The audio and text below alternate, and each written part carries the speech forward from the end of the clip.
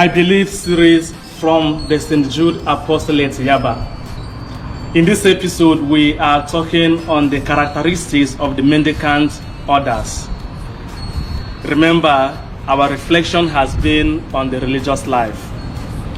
And so, the word mendicant comes from the Latin word mendicare, which means to beg. And so one would ask, what has begging got to do with religious life, or the form of religious life called mendicant orders? You will get to know in due time. Now, the mendicant order rose as a response to the religious and economic situation of the late 12th century and early 13th century. During this time, people were moving from the rural settlement to urban settlement. And as a result of this, they were cut off from their parish churches. There was a need to take the gospel to them.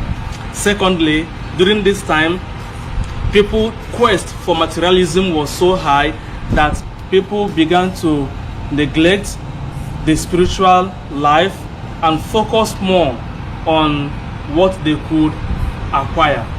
And given this, some groups of persons now began to teach that material things were evil. Material things were evil, which of course the church would not teach. So the church would always want a balance between material life and spiritual life.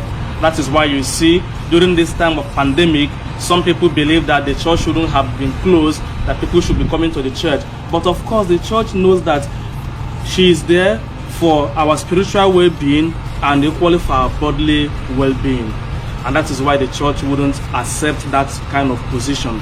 Now, going back to the early 13th century, St. Francis of Assisi and St. Dominic de Guzman had to get approval to enable them reach out to these people who have moved from the rural settlement, that had no access to the sacrament, had no access to the word of God, and these approvals were given to them.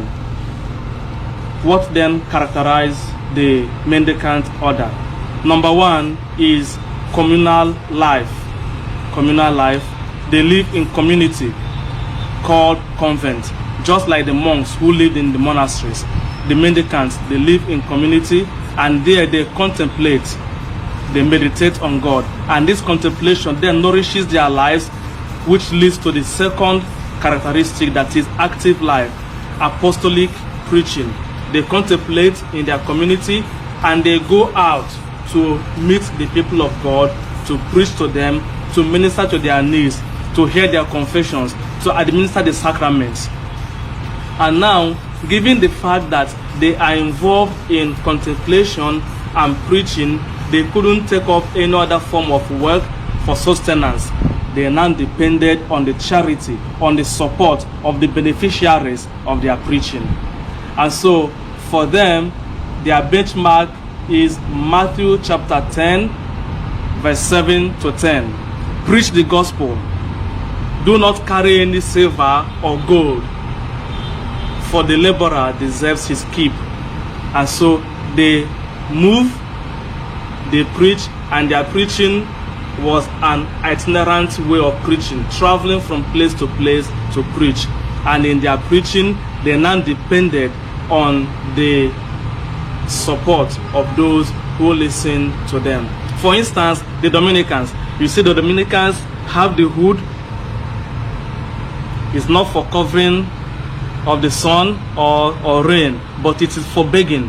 Because when they are preaching, you see there's no pocket. You can see there is an opening here, but this is not a pocket. You see, so there's no place to put whatever they have gotten from the people, and so this is a provision for that. If you have a loaf of bread, then put it there, and the preacher continues without any distraction preaching.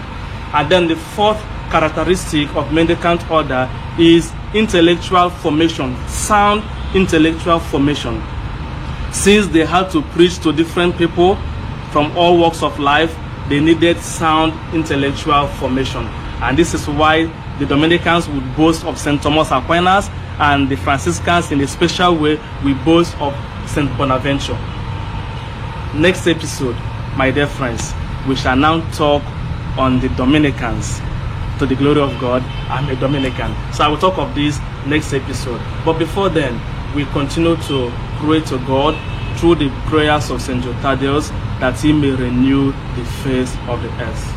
May God bless you through Christ our Lord. Amen.